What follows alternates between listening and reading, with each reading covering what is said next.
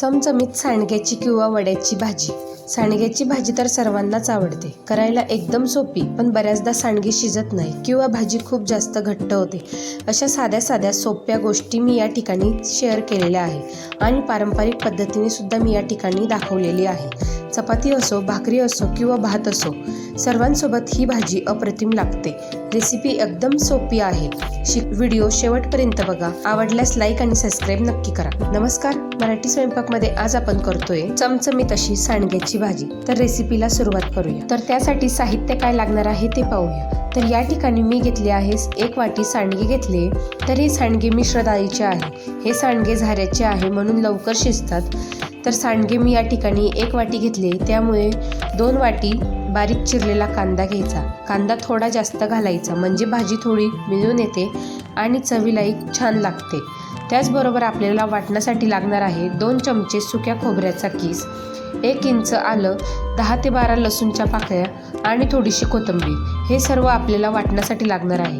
आता फोडणीसाठी घेतले अर्धा चमचा मोहरी, अर्धा चमचा जिरे, पाव चमचा हिंग आणि मसाल्यामध्ये आपल्याला लागणार आहे 1 चमचा मिरची पावडर, 2 चमचे कांदा लसूण मसाला लागणार आहे किंवा तुम्ही तुमच्या साठवणीचा जो मसाला असतो तो सुद्धा तुम्ही या ठिकाणी वापरू शकता.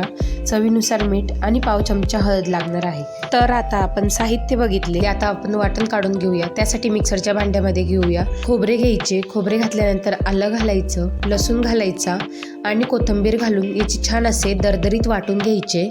खूप जास्त बारीक करायचे नाही किंवा खूप जास्त जाड सुद्धा ठेवायचे नाही. तर या ठिकाणी मी कढई घेतली आहे. कढईमध्ये आपल्याला साधारण अर्धा ते 1 चमचा तेल घालायचं. खूप जास्त तेल घालायचं नाही. तेल आपलं छान तापले की यामध्ये आपल्याला घालायचे जे सांडगे आपण घेतले होते ते आपल्याला या तेलामध्ये घालायचे आणि मंद आचेवर हे सांडगे आपल्याला हलका रंग बदललेपर्यंत भाजून घ्यायचे. आता हे सांडगे कसे मिश्र डाळीचे असतात, त्यामुळे शिजायला जरा वेळ घेतात. त्यामुळे हलके भाजून घेतल्यामुळे चवीला खूप छान लागतात आणि पटकन शिजतात. त्यामुळे थोडे हलके आपण डाग येईपर्यंत भाजून घ्यायचे.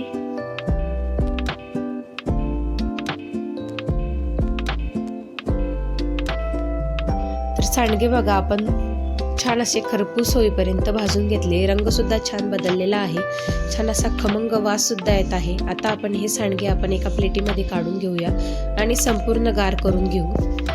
आता बघा सांडगे आपण पूर्ण गार करून घेतले. यामधले आपल्याला साधारण 1 ते 2 चमचे सांडगे मिक्सरमध्ये घालायचे आणि असे बारीक करून घ्यायचे. खूप जास्त बारीक करायचे नाही, असे थोडे जाडसर ठेवायचे. तर अशा पद्धतीने मी जाडसर ठेवलेले आहे. आता त्यानंतर कढईमध्ये आपल्याला 4 चमचे तेल घ्यायचं आहे. आता तेल आपल्याला छान कडकडीत तापून द्यायचं. तेल छान तापले की यामध्ये घालायचे मोहरी घातली. मोहरी छान तडतडली की मग आपल्याला जिरे घालायचे. जिरे सुद्धा छान असे तडतडले किंवा फुलले की मग आपल्याला हिंग घालायचा. हिंग आपल्याला छान असा परतवून घ्यायचा.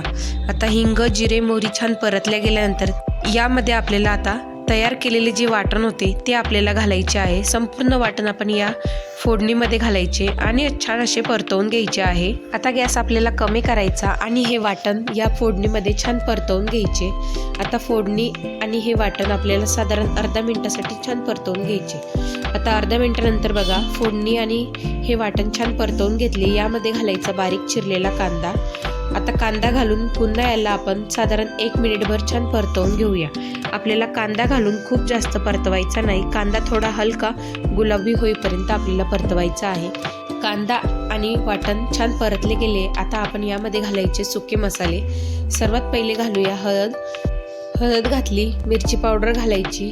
मिरची पावडर नंतर आपल्याला कांदा लसूण मसाला किंवा तुम्ही तुमच्या घरातला साठवणीचा मसाला असतो तो सुद्धा तुम्ही या ठिकाणी घालू शकता. आता मसाले घातले. मसाले छान आपल्याला या कांद्यामध्ये छान परतवून घ्यायचे आहे. तेल सुटूपर्यंत या कांद्यामध्ये मसाले चांगले परतले गेलेले आहे. तुम्ही बघू शकता कांद्याला आणि या मसाल्याला छान तेल सुटले. आता यामध्ये आपल्याला जे आपण भाजून घेतलेले सांडगे होते ते घालायचे. ते घातले की छान असे मिक्स करून घ्यायचे. साधारण अर्धा मिनिट हे सांडगे आपल्याला या कांद्यामध्ये छान परतवून घ्यायचे. तर अर्ध्या मिनिटानंतर बघा सांडगे छान आपण परतवून घेतले आहे. आता यामध्ये आपल्याला घालायचे 3 कप गरम पाणी घालायचे. आता पाणी घालत असताना आपल्याला गार पाणी घालायचे नाही.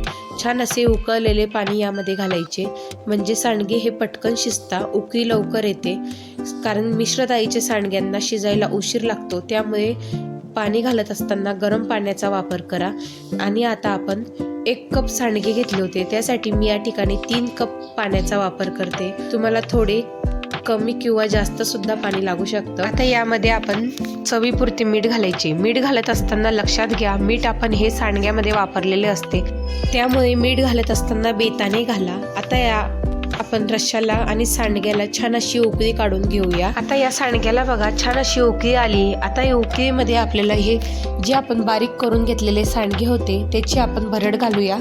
छान अशी मिक्स करून घ्यायची आहे. जर तुम्हाला सांडगे बारीक वाटून टाकायचे नसेल तर तुम्ही शेंगदाण्याचे 2 चमचे कूट घातला तरी चालेल. आता आपण याला चांगली मिक्स करायचे आणि याला छान अशी उकळी येऊन द्यायची. उकळी आल्यानंतर याच्यावर झाकण ठेवून साधारण 10 ते 15 मिनिटं शिजवून घ्यायचे. आता झाकण ठेवत असताना असा चमचा टाकायचा आणि मग झाकण ठेवायचे. पूर्ण झाकण यावर ठेवायचे नाही, नाहीतर हे सांडगे उतू जाण्याची शक्यता असते, त्यामुळे पूर्ण झाकण ठेवून शिजवायचे नाही. तर 10 ते 12 मिनिटानंतर बघा सांडगे आपण छान शिजवून घेतलेले आहे. मी मध्ये मध्ये 1 ते 2 वेळा हलवून घेतले, म्हणजे सांडगे छान असे एकसारखे शिजले जाईल. आता यावर आपण घालूया कोथिंबीर घालायची, छान मिक्स करून घेऊया. आणि आता आपण सांडगे शिजले की नाही हे चेक करूया. त्यासाठी मी सांडगे घेतले.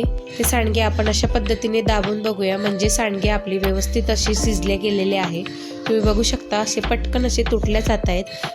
तर या ठिकाणी आपली मस्त अशी चमचमीत सांडग्याची भाजी तयार झाली आहे. छान अशी दाटसर सुद्धा झालेली आहे. तुम्ही बघू शकता कलर सुद्धा छान असा आलेला आहे. अर्धवट झाकण ठेवल्यामुळे तेल सुद्धा छान सुटलेले आहे. आता सर्व करूया. तर अशा प्रकारे आज आपण मस्त अशी झणझणीत रस्सेदार सांडग्याची भाजी कशी करायची ते बघितले.